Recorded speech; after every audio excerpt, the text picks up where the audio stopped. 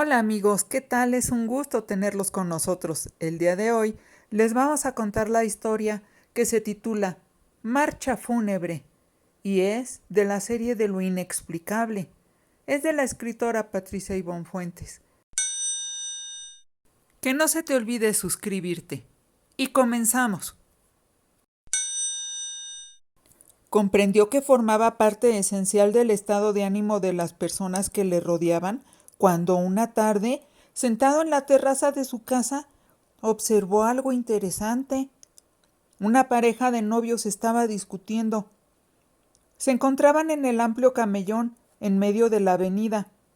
Parecía que la pelea iba subiendo de intensidad y tendía a ser cada vez más agresiva y violenta. A Luis Bracho le gustaba ver a las personas que a diario pasaban frente a su casa.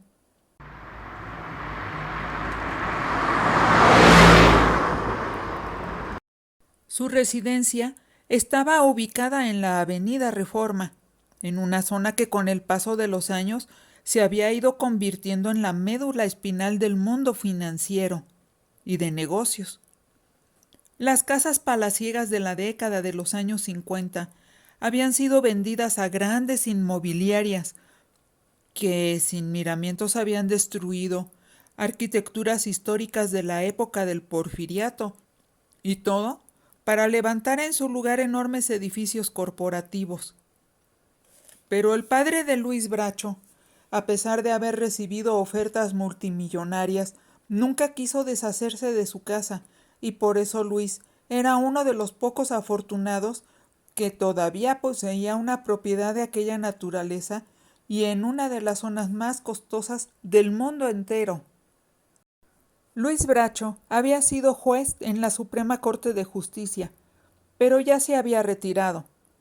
Ahora se dedicaba a escribir libros de derecho, y dicha actividad le daba la libertad de trabajar en su propia casa.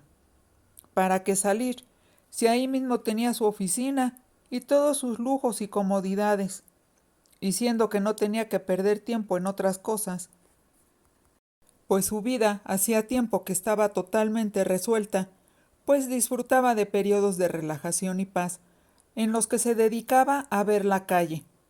Esa costumbre suya databa desde su infancia y ya era parte de su vida.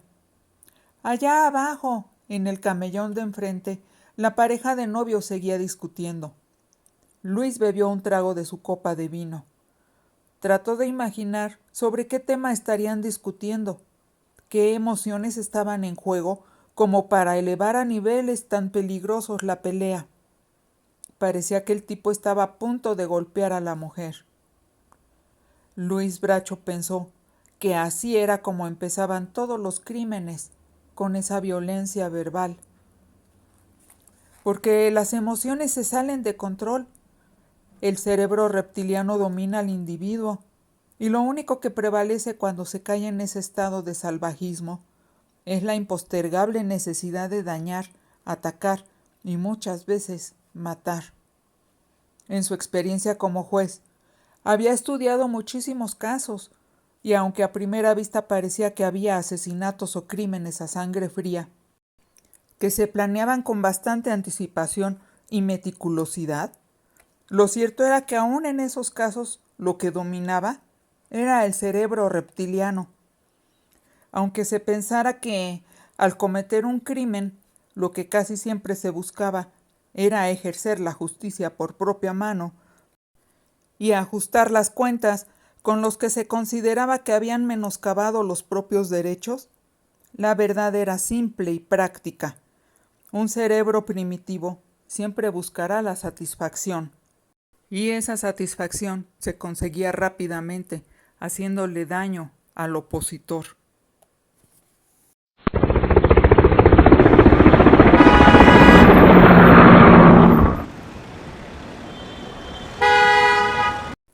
Pero dejó de divagar y se enfrascó en la contemplación del paisaje nuevamente. En el camellón central de la hermosa avenida, algunos transeúntes que pasaban al lado de los novios que estaban discutiendo reaccionaban momentáneamente a ellos, pero la mayoría pasaba a su lado como si aquellos dos seres en conflicto fueran unos árboles más de los muchos que adornaban el lugar. Y por su parte, la pareja en cuestión estaba tan enfrascada en su desacuerdo que ni siquiera eran conscientes de que estaban siendo observados. Y no solo por las personas que transitaban por la calle o dentro de sus coches. También Luis, por ejemplo, llevaba más de 10 minutos viéndolos por la ventana, y no era nada remoto que cualquier otra persona, desde algún ventanal de alguno de los edificios que compartían la vista al camellón, también estuviera viendo la pelea. A veces la gente pensaba que estaba aislada, que se movía solamente dentro de su mundo privado, pero no. Él, mejor que muchos otros, podía afirmar que todo estaba interconectado. Un suceso no se daba sin esas conexiones entre sujetos, eventos y emociones. Por tanto, la individualidad no existía. Lo que hacía a una persona terminaba afectando a otras muchas más.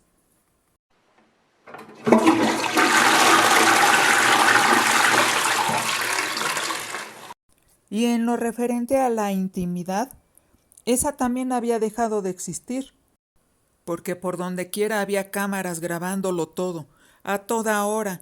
Millones de horas de grabación existían archivadas en la nube, esperando a ser reproducidas en caso de ser necesario.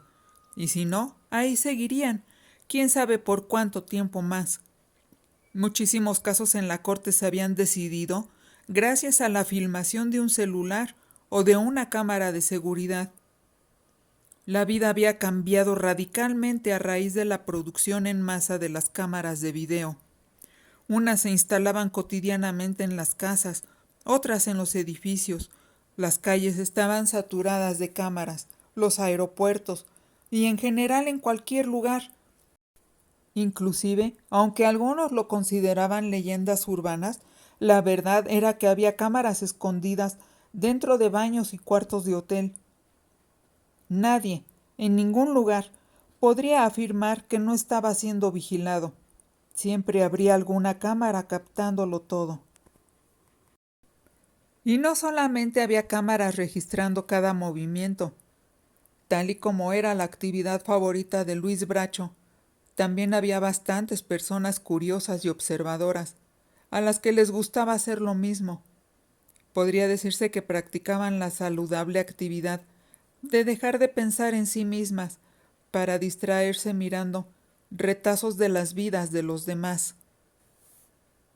Luis reaccionó con cierta alarma cuando notó que, abajo en el camellón, el tipo hacía a un lado de manera brusca a la mujer y se largaba, dejándola sola, en medio de la vegetación, de la gente que pasaba a su alrededor, en medio de su dolor, porque desde la terraza Luis podía apreciar perfectamente que la mujer se había puesto a llorar. Se conmovió, pero también comprendió que nada podía hacer, porque a nadie le gustaban los entrometidos, y cada ser humano elegía lo que quería vivir y experimentar. A él ya no le correspondía juzgar nada, ya no era juez. En la actividad simplemente observaba. Por lo que entró a su despacho.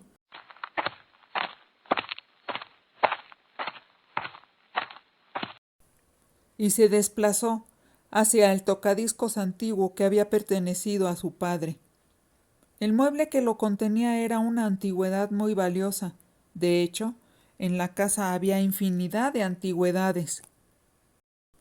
Luis Bracho pensaba de vez en cuando que todo eso estaría mejor en un museo, y no en esa casa en donde él vivía solo, porque sus hijos ya habían hecho sus vidas, y ahora los trabajadores que iban a su casa por las mañanas, como el jardinero, la cocinera, su chofer y su asistente, eran su única compañía, pero en las tardes él siempre se quedaba solo.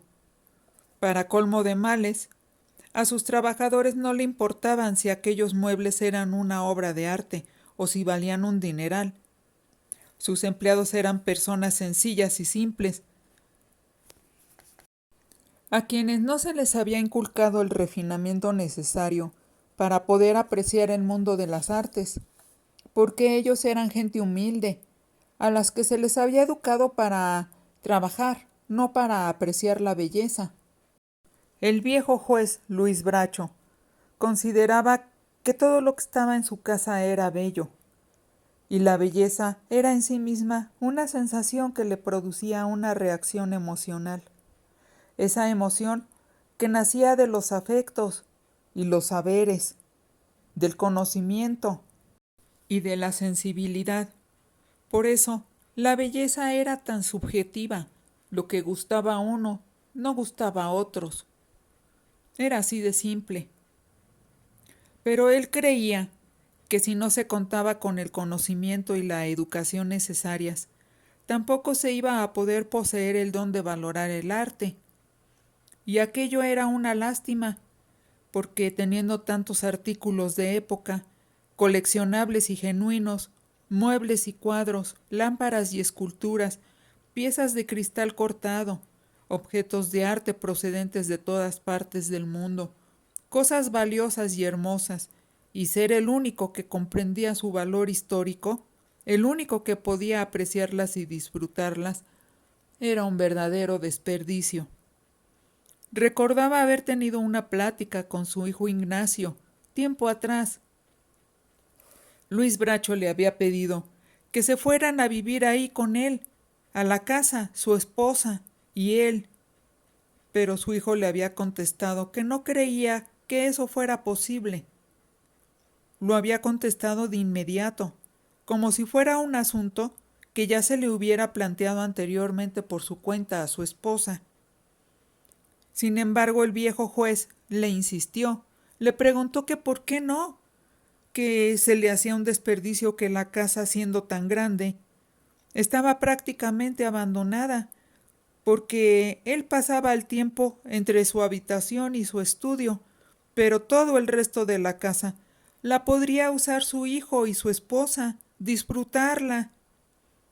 Pero su hijo Ignacio, muy serio y hasta incómodo, le había dicho que a Maribel, su esposa, no le gustaban las antigüedades, porque ella sentía que producían un ambiente opresivo, marchito. Ella pensaba que se haría vieja muy rápido dentro de esa casa, entre puras cosas antiguas, y que le había dejado muy en claro que ella prefería las cosas modernas. El viejo juez, Luis Bracho, insistió porque de verdad quería que vivieran con él. Le dijo que le explicara a su esposa que el arte es lo que prevalece, sea arte moderno o sea arte antiguo, y que sus piezas de arte, sus obras, sus esculturas, no eran vejestorios cualquiera, eran piezas de colección que valían una millonada. Pero no lo convenció. Su hijo Ignacio había resoplado con frustración, con una sonrisa de impotencia. Le dijo que Maribel no entendía nada de eso, y la determinación en el gesto de su hijo lo había hecho comprender que de nada iba a servir seguir insistiendo.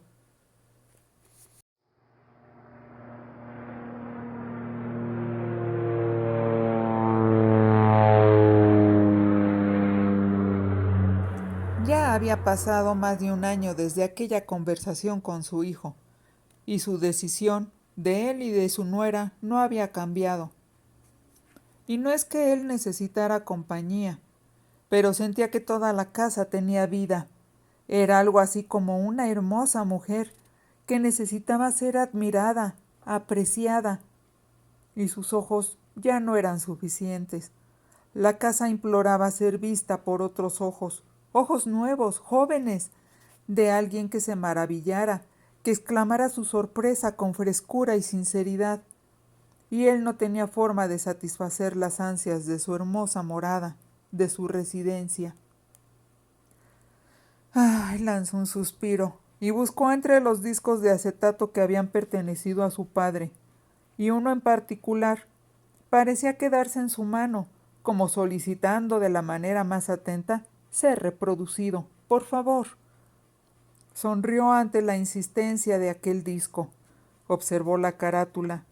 Se trataba de una colección de piezas de Händel, titulada El Mesías. Era una música alegre y que elevaba el espíritu. Le caería bien escuchar algo así, pensó el juez, y colocó la aguja sobre el disco, al azar, para ver cuál pieza se reproducía. Y resultó ser la de Aleluya.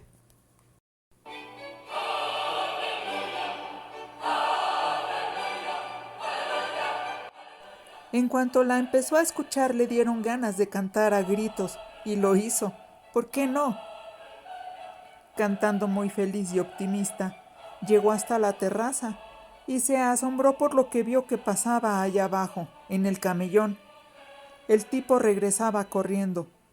La mujer se había sentado en una banca y lloraba, y cuando llegó el tipo y se hincó ante ella, evidentemente pidiéndole perdón, Luis Bracho contuvo el aliento.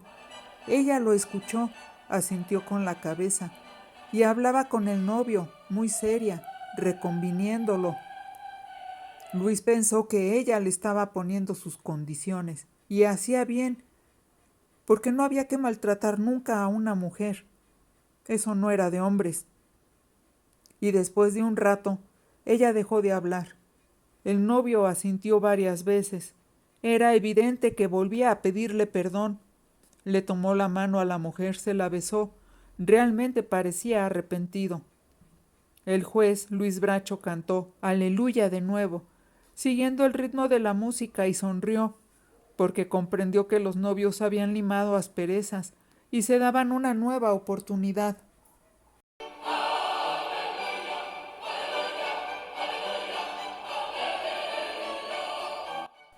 Luis Bracho cantó feliz, imbuido por la felicidad que flotaba en el ambiente. Observó que en el camellón el tipo, una vez perdonado, se levantaba de un brinco y empezaba a bailar feliz. Pues sí, había sido perdonado.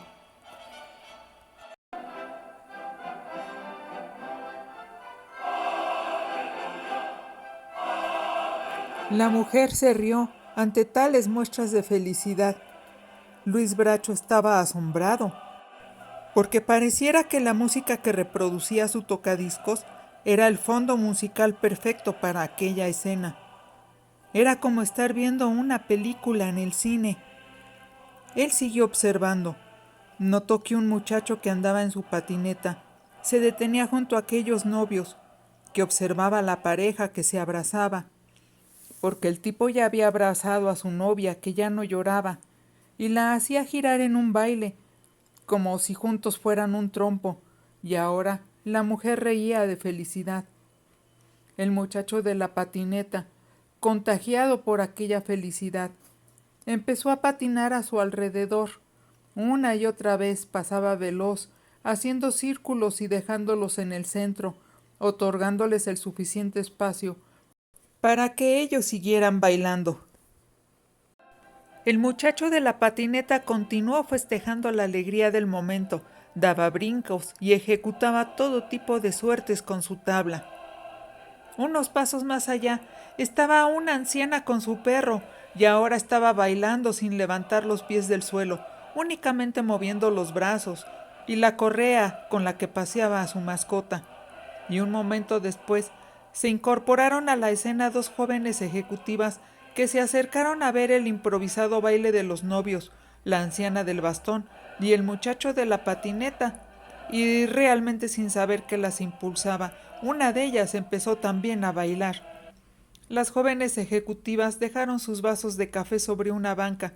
Ya estaban bailando las dos también, y pronto había más de una docena de personas riendo y bailando y festejando, sin saber a ciencia cierta qué era lo que festejaban, excepto que estaban felices. Luis Bracho estaba maravillado y se rió a carcajadas. Se dio cuenta de que él era el único que veía el montaje completo, pues de entre todos los que participaban en la algarabía, solo él podía escuchar la música de fondo que emergía de su tocadiscos antiguo, y que, de alguna manera, de eso estaba seguro, había llegado hasta todas las personas que bailaban en el camellón. Quizá la música viajaba en el espacio-tiempo, convertida en una frecuencia vibratoria que al atravesar a los seres humanos ponía en movimiento todas sus moléculas y sin necesidad de ser escuchada por sus oídos o procesada por su cerebro.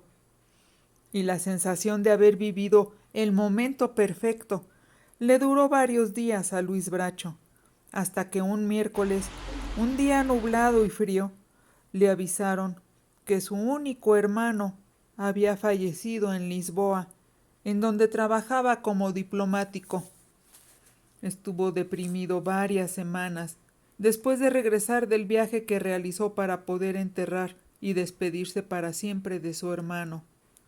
Lo invadió una tristeza profunda, una melancolía pegajosa que lo paralizaba. Se sentaba en una silla de la terraza y se quedaba horas enteras mirando la calle.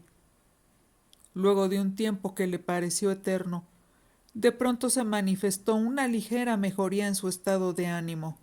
Seguía triste y ni siquiera tenía ganas de escuchar música, pero algo cambió, porque claramente sintió que algo superior a su voluntad lo llevó de nuevo hacia el tocadiscos antiguo y a la colección de discos.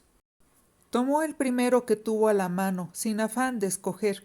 Lo colocó sobre la tornamesa, sin meditar en lo que hacía, porque su mente estaba en el pasado, reviviendo momentos vividos al lado de su querido hermano. La música que empezó a sonar fue Claro de Luna, de Claude Debussy.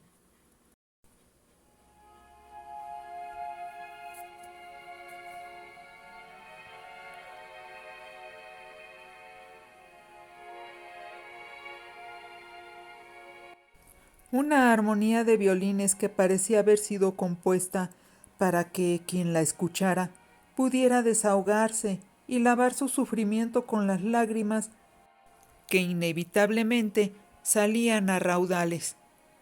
Comprendió que eso era lo que le había hecho falta, llorar, llorar a rienda suelta. Y nada tan indicado como esa pieza clásica para acompañar su tristeza. Luis Bracho permitió que las lágrimas fluyeran libremente y se asomó a la terraza para ver la calle y meditar, como siempre lo hacía. Pero ahora el panorama que se le ofrecía ante la vista parecía ser parte de su estado de ánimo. Lloviznaba. La gente se movía abstraída en sus pensamientos, cabizbaja. Nadie sonreía. Parecía como si todos fueran a un velorio o como si hubieran recibido malas noticias.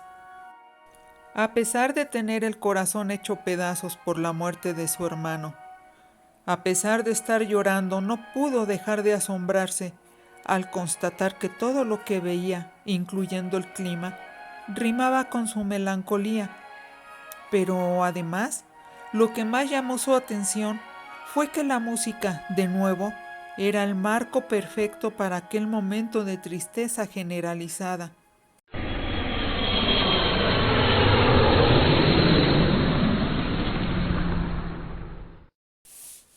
Pasó el tiempo. Su dolor fue cediendo, las heridas de su alma fueron sanando un poco, y los momentos misteriosos siguieron sucediendo, pero ahora cada vez con mayor frecuencia, porque cada vez que ponía algún disco en su tocadiscos antiguo, sucedía lo mismo.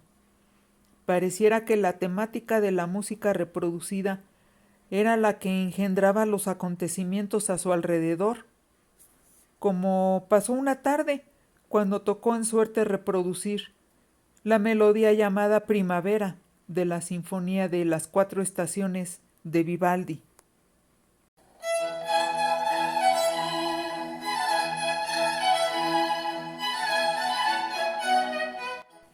Esa pieza vigorosa, enérgica, que infundía en el ánimo la cualidad de ponerse en movimiento y realizar proezas. Y cuando se asomó a la terraza, constató asombrado la forma en la que la gente de la calle parecía correr, marchar, realizar todas sus actividades influidas por un ritmo frenético que los impulsaba. Los violines tocados con maestría Eran la fuerza que parecía impulsar a la ciudad entera. Hasta el tráfico parecía fluir y deslizarse con exquisita coordinación.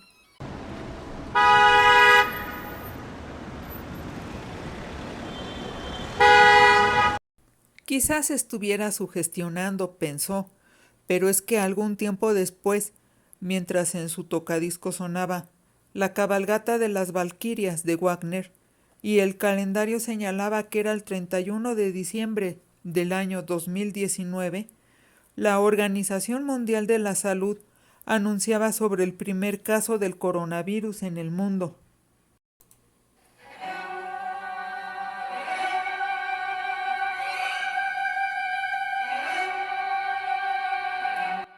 Ese tema siempre se había asociado a premoniciones, a tragedias, inclusive se había usado en la pista sonora de la película Apocalipsis Now. Pareciera que ahora la influencia ejercida mediante la música que surgía de su tocadiscos no se limitaba a las personas que pasaban frente a su casa y que hasta ahora eran las que resultaban afectadas.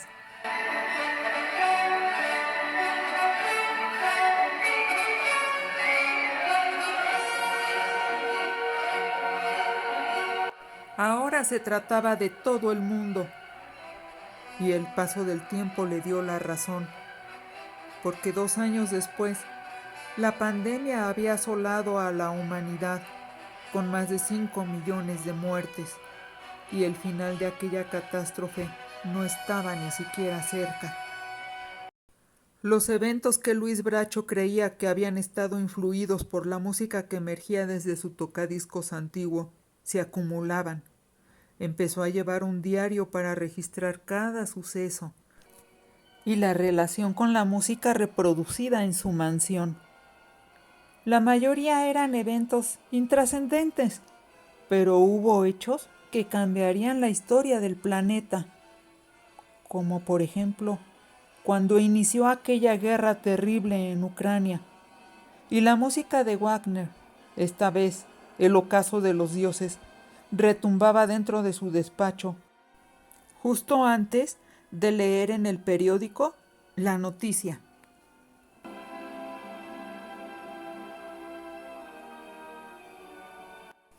Era indudable que algo estaba pasando, algo relacionado con el tocadiscos y todos aquellos discos de música clásica que tenían más o menos unos 70 años de existencia. Luis Bracho hubiera querido dejar de pensar en aquellas coincidencias, o en su caso, en aquellos hechos paranormales en los que la música que emergía de su estudio se relacionaba con los sucesos. Pero las evidencias se fueron acumulando.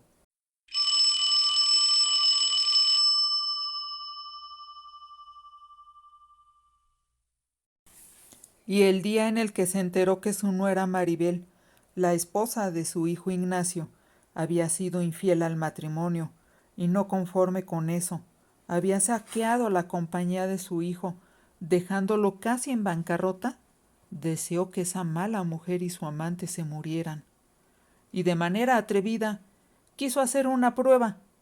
Quiso tomar el control de los acontecimientos y dirigir el destino de esa traidora mujer, con la música que iba a poner, mientras pensaba en ella, y buscó afanosamente hasta dar con el disco que buscaba, y cuando encontró la marcha fúnebre de Mozart, empezó a sonar en su viejo tocadiscos.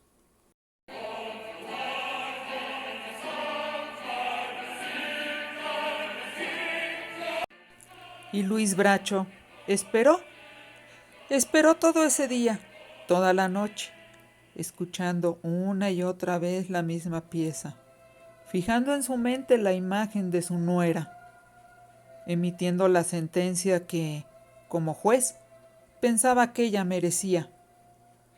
Y a las 6 de la mañana del día siguiente sonó el teléfono. Antes de contestar, ya sabía para qué era la llamada. Era su hijo Ignacio, informándole de un terrible accidente de aviación rumbo a Acapulco. El avión se había estrellado antes de poder aterrizar. Su infiel esposa viajaba hacia allá para unas vacaciones románticas en compañía de su amante. y los dos habían muerto.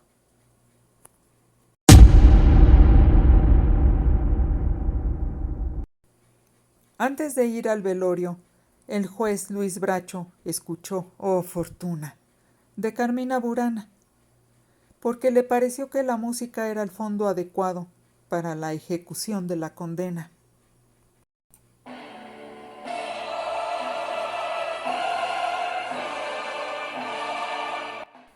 Y durante el funeral, mientras consolaba a su hijo, Luis Bracho pensaba cuál podría ser la pieza musical ideal que debía de reproducir para que su hijo recuperara la alegría de vivir, para que la esperanza y el optimismo lo invadieran y olvidara aquella tragedia. Se le vino a la mente El barbero de Sevilla, de Rossini.